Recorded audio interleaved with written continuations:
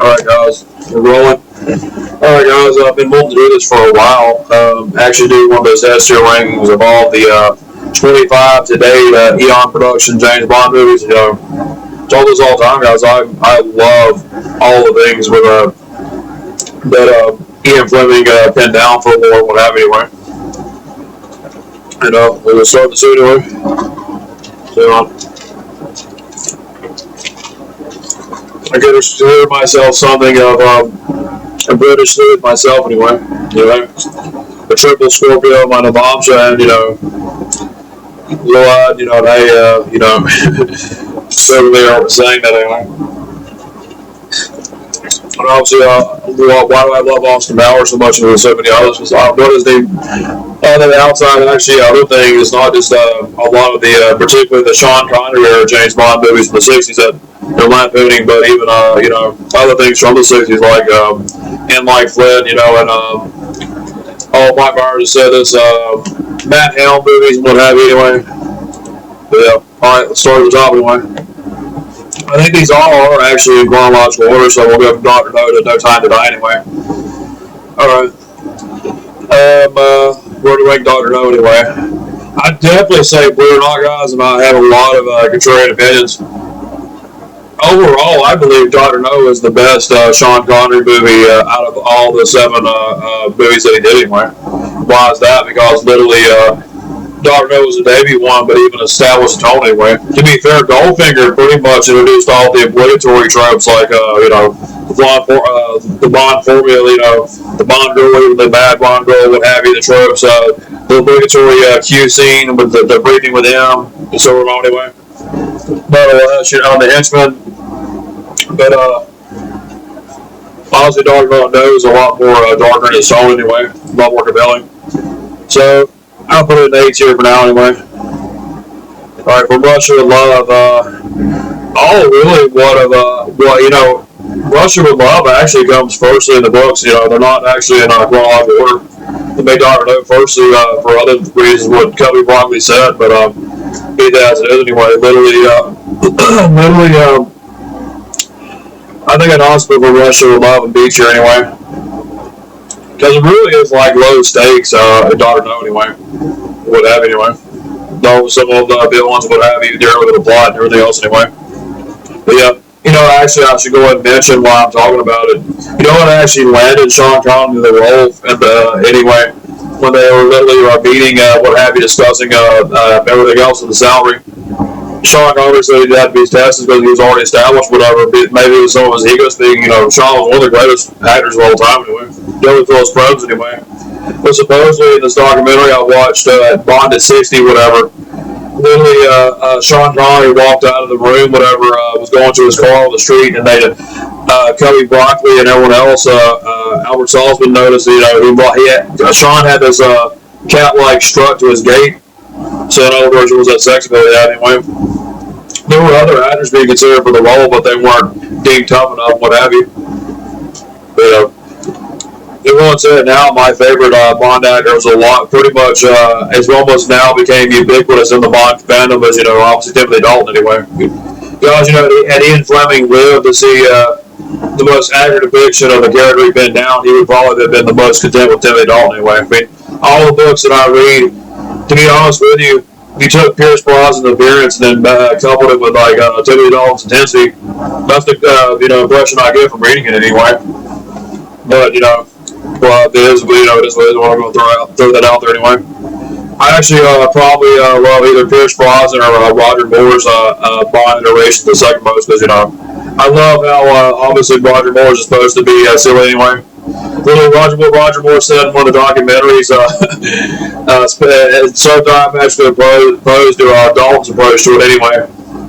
He literally said, I ultimately have to get the trophy, Bond, James Bond. He said, my name is Bond, James Bond, but you could call me James. And of course, only Roger Moore can sell something that heavy anyway. Yeah. Alright, next we have Goldfinger and Blue or Not, guys. I'm actually going to, so far, this is probably to be fair, one should never look at the earlier James Bond movies in the light of, PC-ness now and revisionism, because they very much were relics of the time. look at them narrowly, but nonetheless, they got some of the things going on, dude, like the rape scene, and believe it or not, honestly, Goldfinger is kind of a boring villain anyway. I mean, literally, people say the Roger Moore, the Roger Moore era movies were over the top. You know, hey, there was a lot of campiness in the Sean Connery movies. I mean, Goldfinger's even plot seems it's a bit far fetched anyway. But to be fair, I mean, it's all. I mean, I love all James Bond movies. Some a lot more than others, and some a lot less. But nonetheless, you know, still put it up there anyway. So I wouldn't put it the worst of the Sean Connery movies, but it's certainly not the best as it's heralded to be anyway. Granted, it was probably the most groundbreaking of its time because all the other Bond themes beforehand were like, you know, just them playing the Bond theme on the electric guitar to death in the key minor. What have you, and you know, that was a good thing about Sean Connery. The Bond theme with Sean Connery's there, they did it on the guitar anyway. Wasn't doing it orchestrally or anything else anyway. Made it cool anyway. But and so if you ever play that guy, which I can play, it's one of the funnest cats ever learn anyway. But with all that being said, Goldfinger's honestly just a bit too by the numbers of everything else anyway. I mean, you know, it's so cool and in a servicey way, you know what I'm saying anyway. There was the first, was it Shirley Bassey's Goldfinger was the first, you know, like in your face cut and dried Bond theme anyway. Alright, put it there. Alright, Thunderball. Thunderball is very underrated. I'd say it, along with Her Majesty's Secret Service, and probably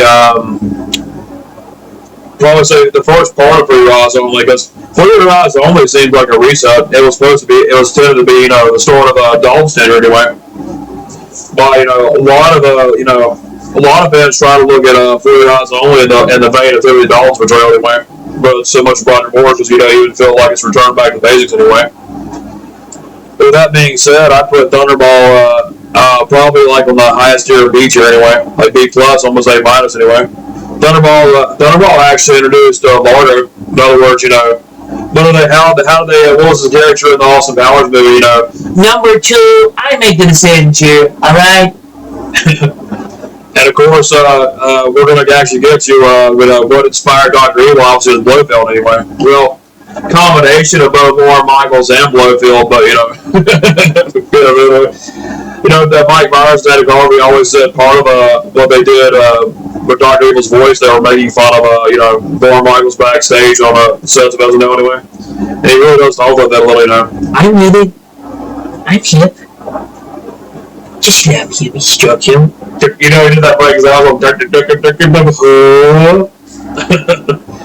You know, guys, watch my Bible lessons and everything else. I like literally quote Austin Powers more than anything. You know, this is the perfect time for me to quote this thing anyway. You know, like I said, to be a British sleuth. You know, I may actually use that thumbnail I have of myself looking more like Austin Powers than I am Austin Powers. You know, I'm original, big and sexy.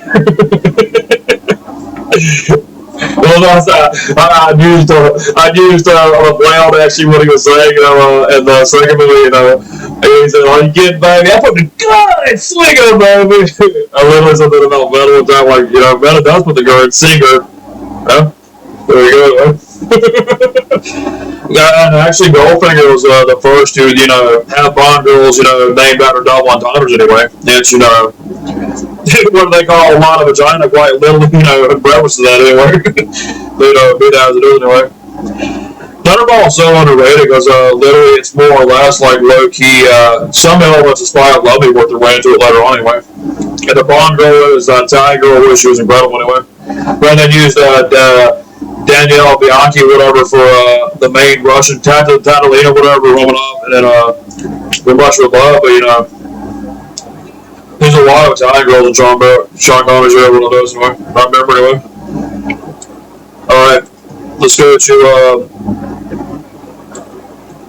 if I said 7, I meant to say there was, you know, well, technically there are 7 James Bond movies that Sean Connery was involved with anyway. The 6 with Eon and the 1 spin-off, you know, Never Say Never Again, which Irvin Kershner directed, you know, people know him obviously as, you know, the guy who directed Empire Strikes Back anyway. So, you know, that's often considered, you know, it is the best Star Wars movie. So, but hey, he knew what he was doing in terms of it being character driven and ensemble. Alright, you on the twice. Probably better behind Goldfinger because so far this is the worst of the Sean Connerys, and it shows by that time the movie's raging anyway. Sean Connery's his interest started to look elsewhere anyway.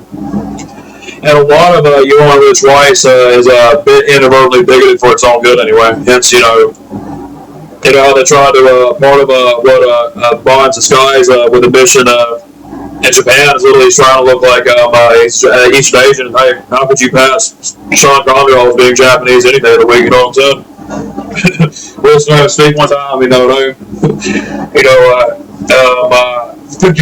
Yes. Okay. I love Alex Daryl Hammond's parody of Sean Connery with Celebrity Jeopardy. Alright, Honor Majesty Secret Service. I'd actually put that as the second best one so far anyway. I'm almost inclined to put it ahead of Dr. No, I don't know. Because, Honor Majesty Secret Service literally is so, it's honestly kind of like the License to Kill of its time anyway, but like a romantic way, because obviously, Bond is married anyway. Of course, they had the fans sort of keep him single anyway as a Devoner when, spoiler, they get one scene, what happens at the end anyway.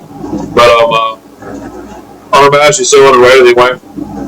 Had Sean Connery stayed with, everyone else in the crew, contractually with Honor Majesty's Secret Service would probably be like, see, it's the very best James Bond movie until say, GoldenEye or Spy of Love anyway, or even Living Daylights anyway, Casino Royale. I put it behind Dr. No for now anyway. George Lazenby wasn't a bad actor, he just, had so direction anyway.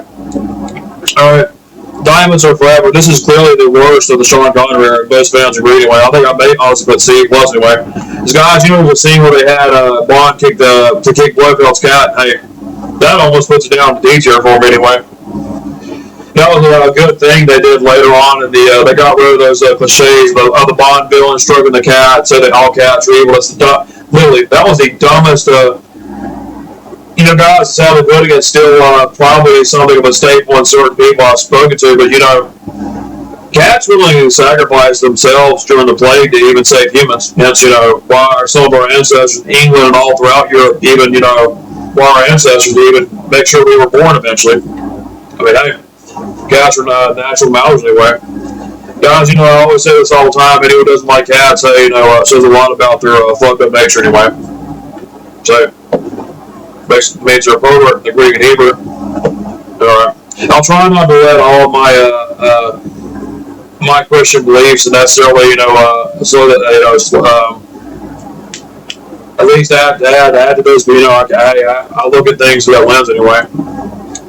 Alright, Live and Let Die. Live and Let Die, and not to mention a lot of Diamonds Forever, you can feel the energy's lacking, there's no good pacing, and, it's pretty much like it's a prelude to the Roger Moore tongue-in-cheekness, but meanwhile Sean Connery's still trying to be rough.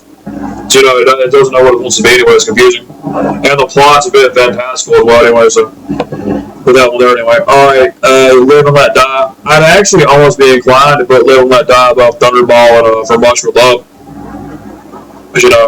But it's probably the most underrated movie next to For Your Eyes Only and Roger Moore's Dinner anyway. Literally, and of course that's that kick-ass Paul McCartney Wings song, Live and Let Die. Weird Al Perry that, he literally called it Chicken Pot Pie. There was another Bond song he parodied that was what they called Spy Movie. Literally, it was a song anyway. And obviously it was making fun of all Bond cliches and everything else anyway. I think.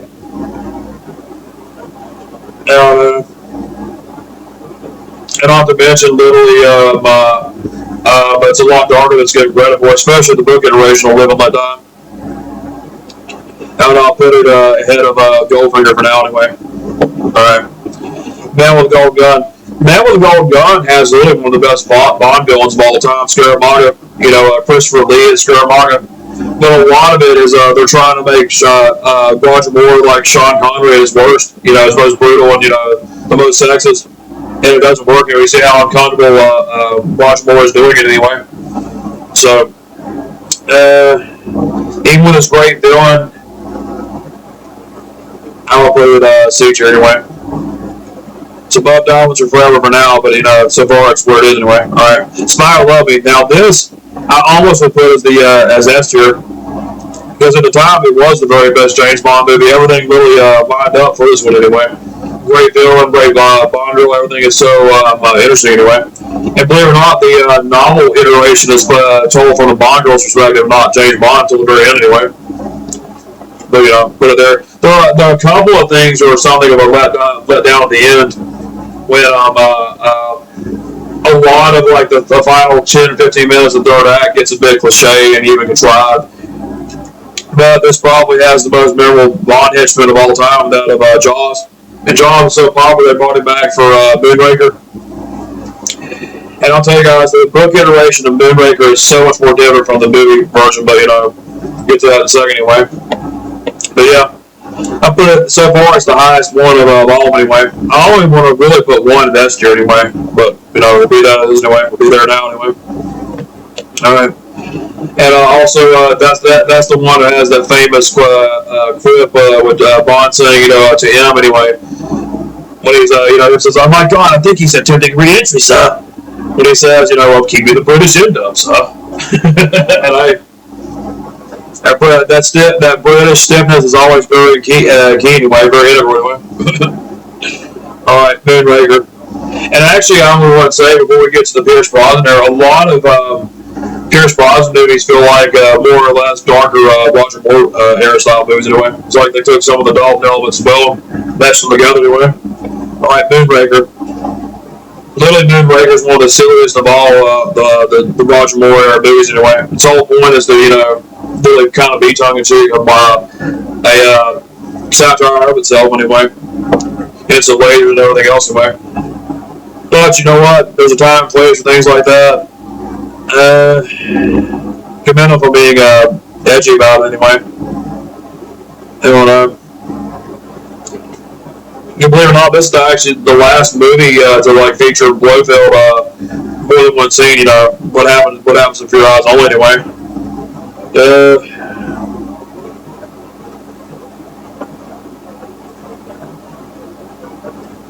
I don't know. Kind of want to put it ahead of you all, but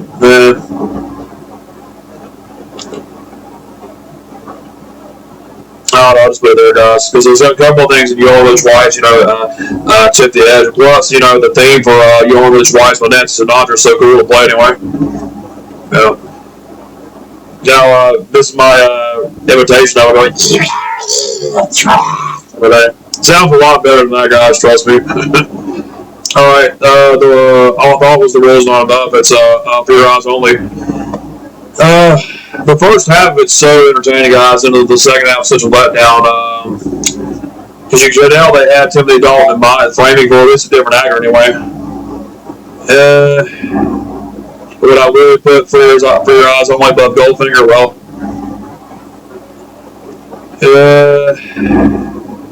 you know what, I will screw it. I'm already contrarian now. I just did it anyway.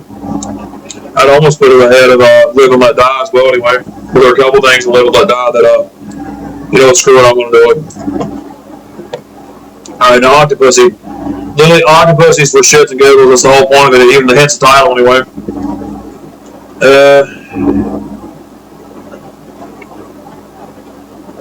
I'll put it behind Moonraker, but you know what? It's aware of it that it's supposed to be a comedy anyway. Alright, now View to a Kill. View to a Kill obviously was Roger Moore's last movie in the show. He really is almost 60 years old in it, and the main Bond girl was Stacey anyway. Tanya Roberts. She was on that 70s show. Literally, guys, she was old enough to practically be his granddaughter anyway. So I mean, some messed up things anyway. Should have already had Timothy Dalton in the role anyway. But with that being said, to be fair, the villains are so great anyway.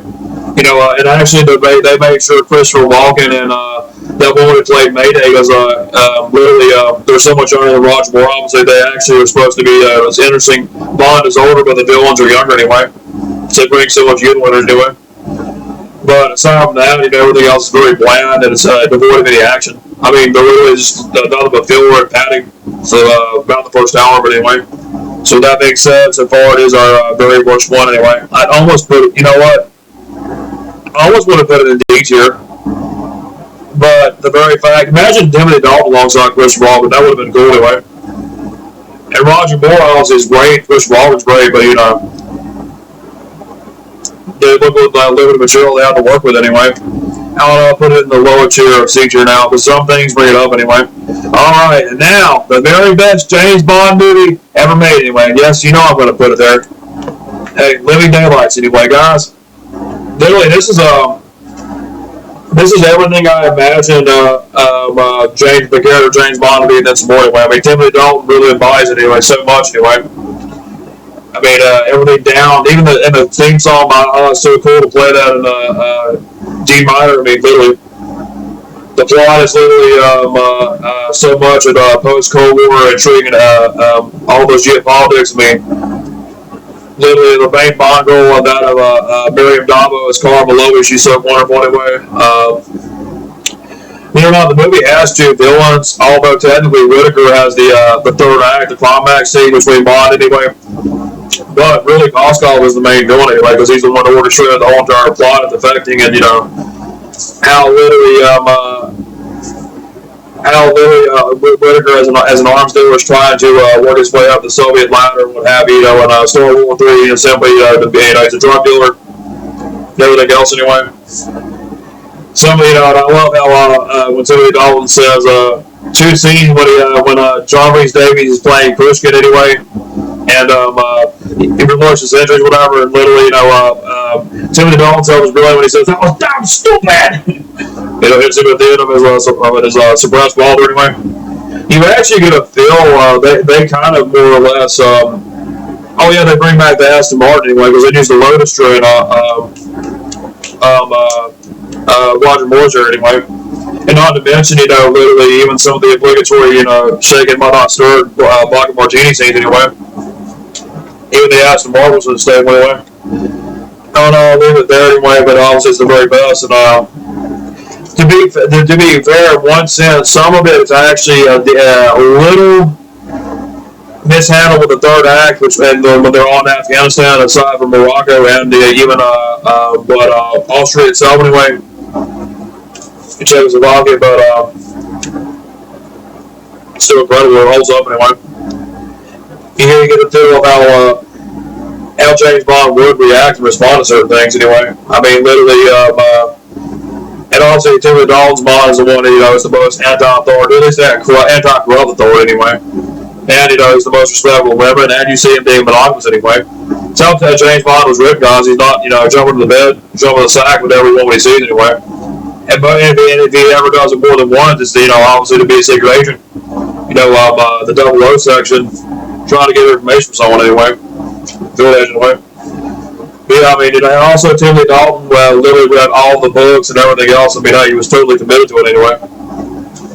But yeah, we'll put it in S tier anyway. Still the very best anyway. And that send-off, that theme song was really, for such a good send-off anyway. The Pretenders one. It's not the theme song, the actual Living Daylights theme itself, but the theme about the Pretenders, if there was a man anyway. Should have made all the girls, orange belt because they had that already anyway. Be that anyway. Alright, put it at number 1 anyway. Alright, now License to Kill. I'm gonna put License to Kill 3rd anyway.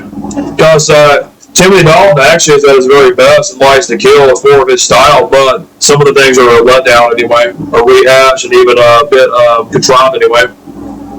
At this point, by the third act, when literally the showdown between Bond and Sanchez, and he sets them all fire with machete, and one way he gets lucky with one of the maneuvers with him, and then obviously James Bond, he's supposed to to always do everything on a whim anyway. Be fortunate, but I don't know, it's accentuated a bit too much anyway. And also I'm trying to think. This is a black coffee of his time anyway. You know, didn't follow the Bond formula. He's out for revenge anyway. I've actually forgotten the book this was modeled after because it's not the actual License to Kill story that was composed. Same thing, the Living Daylight story literally is only 30 pages. That first 20-minute scene with the sniper anyway, the reflection anyway. But literally, what I was going to say anyway. It's taken from one of the earlier ones, but you would believe it's all about matter of loyalty. The Bond you read the books, is more committed to his friends, whatever, than principles so much anyway. At least something strictly by the books. Hence, we see that a lot down the Traeger anyway. All right, and it's sad that Timothy Dalton only got 2 movies anyway. He should have got at least 3 or 4 anyway. Even parts of the earlier drafts of Goldeneye had more Timothy Dalton's iteration of mine over so much of Pierce Brosnan anyway. Speaking of anyway, I put Goldeneye number 4 for now anyway. Guys, obviously this was the Bond movie of our generation growing up anyway. First one we probably ever saw, and obviously playing. Guys, if you were born between the years 1984, like my older brother, or between say 95, 97, like my little brother, I was born in 92 anyway. There were 2 games you played growing up on the Nintendo 64 console, 2 platformers, one being a first-person shooter. It was either Super Mario 64 or GoldenEye anyway. GoldenEye, hands down, probably is the very best first-person shooter to ever be made anyway. Every other shooter that's been released after it is somewhat another copy of it anyway, some fast more, dominator anyway, films anyway.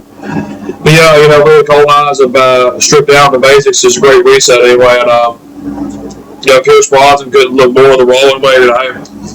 Honestly, like I said earlier, if you took Pierce Brosnan's appearance and then mixed it with Timothy Dalton's personality, that's the truest version of the character you get on the pages anyway. Put it on the screen.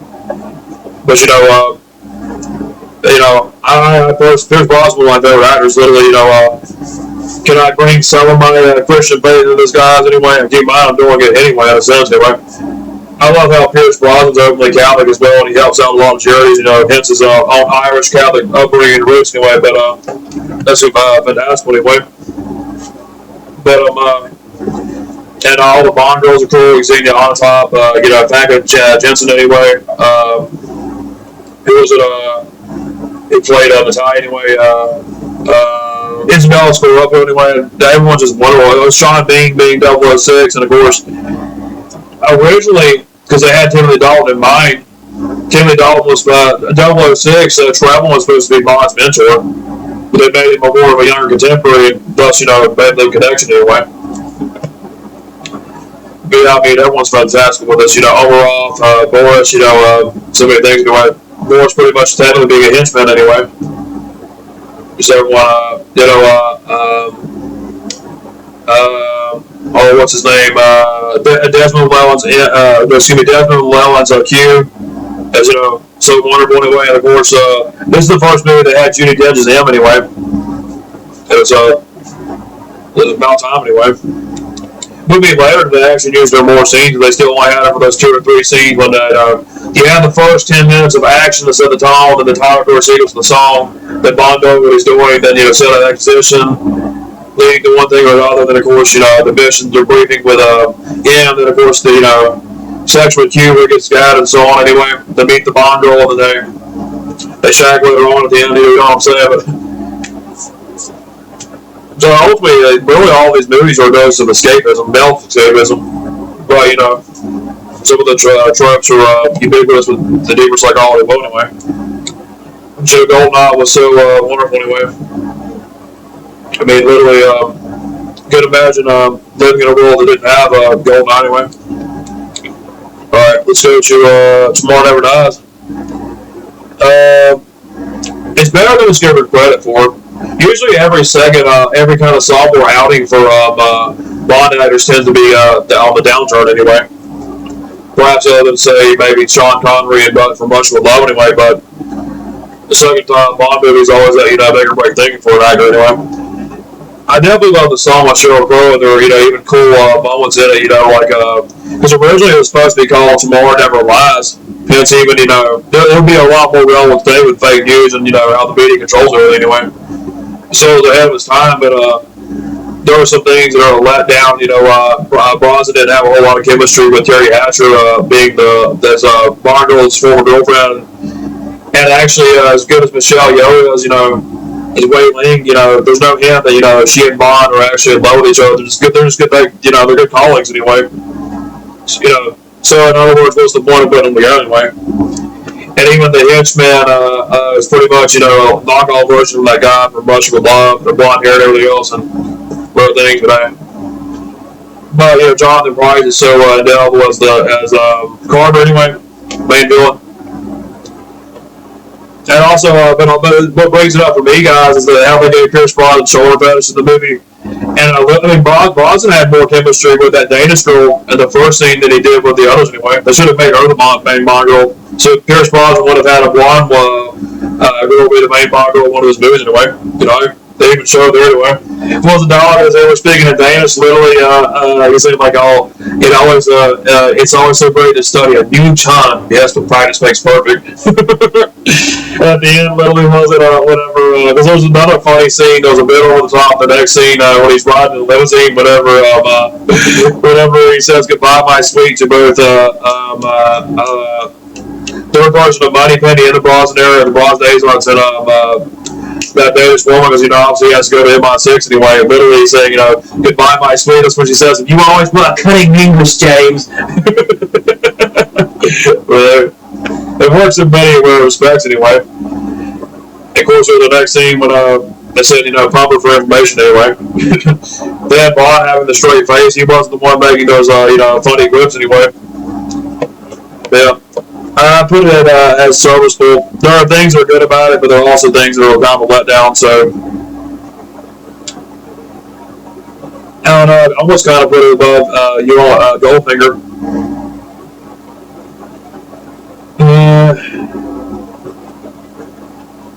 I put it here for now anyway. Alright, now Will's not enough. This one's severely underrated anyway.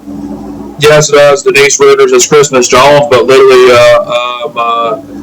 Sophie Marceau as Electra. Literally, she is the main villain of the movie anyway. She's the main Bond girl and the main villain anyway, and not so much Renard anyway. She's the one who gets to get involved into her plot anyway.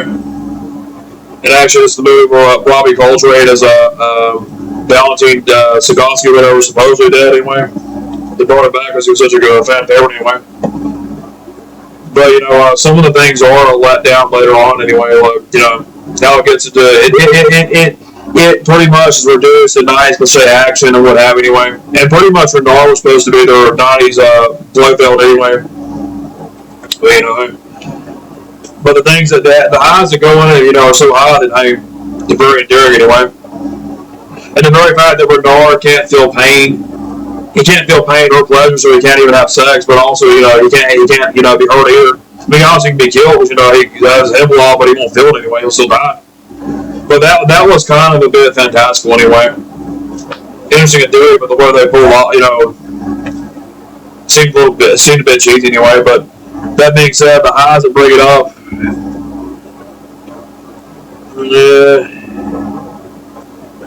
I'll put it above Tomorrow Never Dies, but I'll put it below Goldfinger anyway. Keep in mind, this is probably Brosnan's most Fleming-like performance anyway. I say out of all the Bond actors,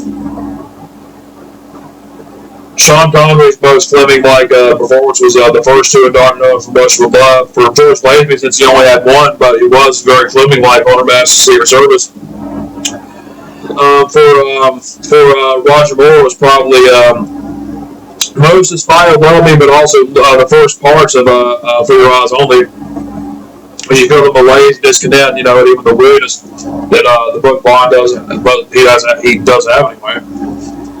And of course, overall, as great as the two Timothy Dalton movies are, Timothy Dalton's more Fleming-like performance probably his last to kill anyway. And of course, for Pierce Brosnan, it was probably some of the parts of Goldeneye, even that one scene in Tomorrow Never Dies when he's literally drinking his vodka, but he's also expecting to be, he's waiting for people to come assassinate with him. Of course, it's when he reconnects with Paris anyway. Down to the West anyway. I actually do love that scene when literally he saw what was it, one of Carver's men dispatched Paris, whatever, and he literally tricked him into using his phone. I love that scene with the car chase anyway. I should have mentioned that. Literally, when he says, "I'm just a professional doing a job," you see Brosnan's coldness there. I mean, hey, he says, "Me too," and he, blows him, shoots him in the face anyway. They should have had more of that anyway. They should have more of like, his ruthless side anyway. But with that being said, I'd say that more is not enough overall. As Brosnan's most Fleming-like, spell here anyway. Do you see him obviously falling in love with someone he knows is going to be his enemy anyway? There you go anyway. Alright, where did I put it? Right there anyway? Alright, now I know today, the first 10 or 15 minutes of it are actually serious. This is often commonly cited as the very worst James Bond movie anyway. And I honestly don't disagree with them anyway. But it literally is so enjoyably bad, guys, that I'd almost quit it lower high because, it's kind of a bag of shit anyway. But Review of the Kills literally, just boring. At least days look entertainably, bad. It's like, The Room and, Mortal Kombat Annihilation anyway, Batman and Robin. It's bad, but just watching anyway. But it's a comedy anyway. Making fun of itself. But with a bit of the points it does have, guys, guess I'll put it there anyway. Otherwise, it's going to the bottom of the beach here by default anyway. And also the Decibel car over the ocean is so dumb anyway. And just a little let down anyway. Alright, and obviously that was the last movie of Chris Rob. Now we have the everything rebooted in the retcon timeline at Casino Royale. Casino Royale is the second best Bond movie anyway. If it had Timothy Dalton in it, it would be the very best Bond movie. Honestly, it was the very first Ian Fleming bookie when it started all anyway. Nonetheless, I love Daniel Craig. He's actually, probably like my fourth favorite Bond actor anyway, or third anyway. But actually, too emotional in certain scenes. It seems like sentimentality, not Bond's own, melancholy, something like melodrama anyway. But put it there anyway. I mean, obviously, guys, Lashim is incredible. Vesper is objectively probably the best Bond girl. I mean, she's not my favorite, but she is the best one anyway. And even how in the book, guys, how Bond falls in love with her, they're going to get married, and of course, right over his life, he finds out she's a double agent. She tries to get out of it, and of course, he loses her anyway. He feels despair. It's like losing Tracy anyway, and even Electra and Royal's not enough anyway. But yeah, I mean, and also the theme song by Chris Cornell, literally, another, pretty much like a each week version of the James Bond theme in E minor. I mean, God, that's incredible anyway. And it's a bit funny sometimes when you can hear how raspy Chris Cornell's bell was, and the girl's like, "Oh, you're so good, but I mean, it's incredible, guys. But everything has humor to it, guys. Nothing is, so incredibly serious anyway. It's just so great about it. I mean, it's back to basics and everything else anyway. That shower scene where literally he's coming, that's a page directly from Ian Fleming's works anyway. Alright, put it back here anyway. Alright, now Quantum of Solace. This actually is the movie that's the most compared and lumped in the categories of Rights to Kill anyway, because he's out for revenge more or less. But it's kind of like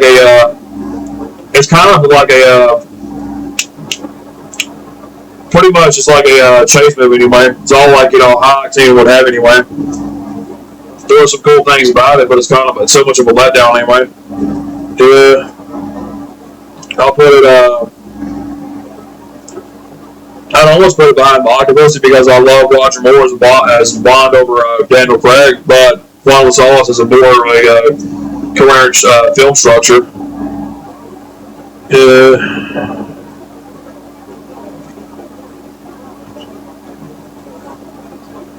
I don't know. Nothing there about this one anyway. Because, I'm already so transparent, at least, edgy as it is, not falling cliche anyway. I mean, I'm going to share my thoughts about Scott Ball in a second anyway.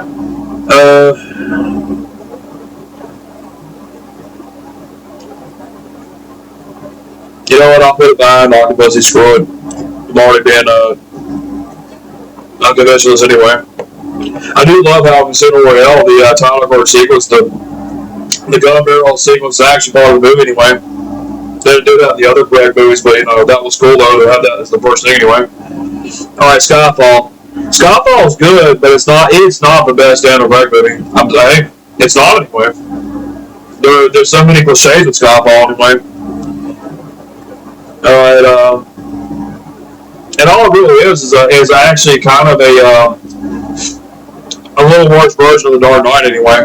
They're both great stories, but you see what I'm saying anyway. It's a connection. A lot of the Chris Nolan Batman movies were a lot like, more or less kind of inspired the Daniel Craig James Bond movies anyway. That's why a lot of fans said while it's cool as it be on one note, if Chris Nolan became the next Bond director and everything else, they pretty much just be recallable versions of all the Batman movies he did anyway, because, Batman pretty much is James Bond if you think about it anyway.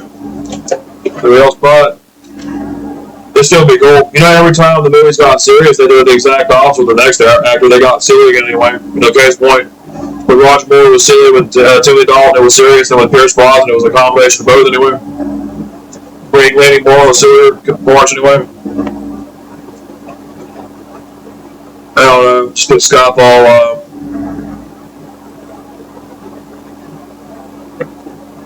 I'll put it above Live and Let Die, but I'll put it behind For Your Eyes Only. It's good, but it's not perfect anyway. So they're there anyway. All right, Spectre.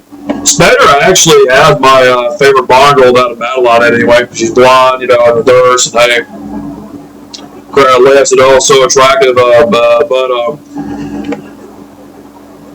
and of course it introduces Blofeld, makes them brothers. They were literally, you think that was a fan fiction of Austin Powers, hey, they put that in literally, they bet they can in the Daniel Craig anyway.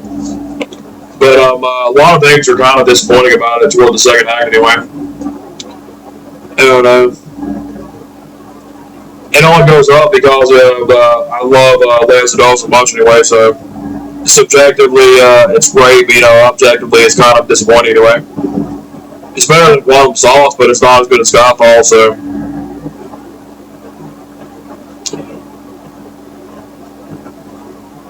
I'll put it, I'll put it ahead of Will's on up anyway. Right, the Ryan Goldfinger. Alright, No Time to Die. This probably is the Bond movie that has the most highs and lows of the Daniel Craig era, because it's so cool in theory, but you think about it, why would James Bond die, at least on screen anyway?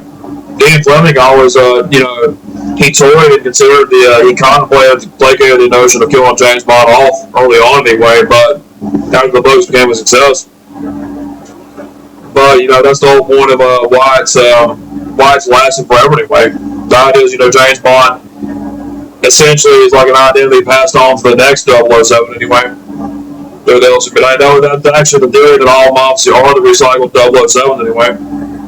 And, ultimately, in a way, it makes him immortal anyway, at least for anyone anyway. I'll put her, I'm not going to put her in my higher tier B. I almost want to put her in C, though. It's not as bad as Part of the Solace, but it's not as good as, say, Skyfall or Spectre. It's cool seeing that with Dollar Two. I don't know. I guess I'll put it behind Spectre. Alright, that's the ranking of all of it. So pretty much, and I did incredibly do this way, guys. I only wanted Living Daylights to have the S tier ranking. Today it is S tier. Today. It's really the greatest movie, James Bond movie ever made, in my opinion, anyway. And of course, if you Die Another Day, I almost want to put View to Kill to be last, but the villain is so cool. It's like if it was like, if George Lazenby was Bond and Die Another Day, then yeah, he would clearly, hands down be like the very worst anyway. The Pierce Brosnan being in the role, pretty much only its saving grace anyway. But and Halle Berry's the main Bond girl as well, you know what I'm saying anyway. There's the link anyway, guys. So there we go. And I put Smile Above Me probably higher than most, but I used to have Life's the Gills being number 2, but there were problems with it. I kind of looked at it with rose-colored glasses anyway. But hey, it's still criminally underrated by many anyway. Actually, Life's the Gills either beloved by people or hated by Bond fans. There's really nothing in between anyway. That's why it's so polarizing anyway. And obviously, guys, at the time, it was really, you couldn't, as Timothy Dalton said himself in interviews, this is terrible. I can't bring my children to see Bond anymore, but it was never made for children. I mean, we're talking about really some of the most, we're talking about things from Greek mythology, actually, being realistic anyway. Case point, murder, sex, things that are existential blights anyway. But yeah. Well, guys, that's all. But anyway, I'll call it night. I got to read a little more than take my docs, but anyway. See you all tomorrow. We'll be going about 45 minutes. If everyone can hear me anyway. It's a shout out for all the people in the Bond community who do all their videos, or content creators, digital creators, and else like David Sharutsky and Calvin Dyson. Brian's channel, everyone anyway. We're all great, we're all wonderful people anyway. God bless you all anyway. Alright, guys, well, because if I can actually get Goldeneye to work on my desktop, guys, that would be the next series we're doing, guys. I need 5 minutes of it in my childhood. I'll be salving. Guys, you obviously grew up in the 90s like me and early 21st century. We all knew about that game anyway, so I know. Yeah, I wish they would have made the mod, because now it obviously would be there. There's original mod where you can play with like all Bond actors at the time anyway. Hey guys, if you could choose Timothy Dalton's Bond and go through the campaign, guys, that would literally be what it would, what it would be anyway. Read the books anyway. Guys, I'll see you all later on anyway. Make sure you go to like, subscribe, comment. Help me out as much you all can. It always helps me and the YouTube algorithms, so I can keep making more of these videos anyway. Nonetheless, I love you all so much. See you all tomorrow. God bless you all. Take your peace. Bye. I ain't living that life. Living that time. Oh no. It really is a wonderful song anyway. So terrific. Alright.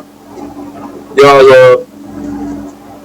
love you all so much. Take your mind anyway. I'm trying to handle like one of the clips, when they had Pierce Brosnan fan service the title, to lecture to Sophie McGraw in that climatic scene when he has to go anyway. He says, the blood is not enough. But, I love Pierce Brosnan's clips the most when he said, to Sean Bean. He said that at closing times, James, we're almost out of the road. Whatever Sean Bean said, Pierce Brosnan said, "Buy me a pay." Also, guys, if you're really a British roots or in any way in the Anglo culture, obviously what does that mean? Go out to a pub and hit on the piss anyway. Good time anyway. Well, guys, see you all tomorrow. God bless you all. Take care. Peace. Maybe I'll upload like which James Bond are you, whatever those clues anyway. All right. It's so funny, guys. They actually said aesthetically I look the close to Pierce Brosnan anyway. Imagine Pierce Brosnan growing his hair out anyway, whatever. Thankfully, he had longer hair, but when he was captured the first 20 minutes of, or 10 minutes of Die Another Day anyway. That's actually when the movie was semi-serious and everything else, Hey, pretty much a cartoon took over anyway. But guys, I'll see you all later on anyway. But tomorrow, God bless you all. Take care. Peace.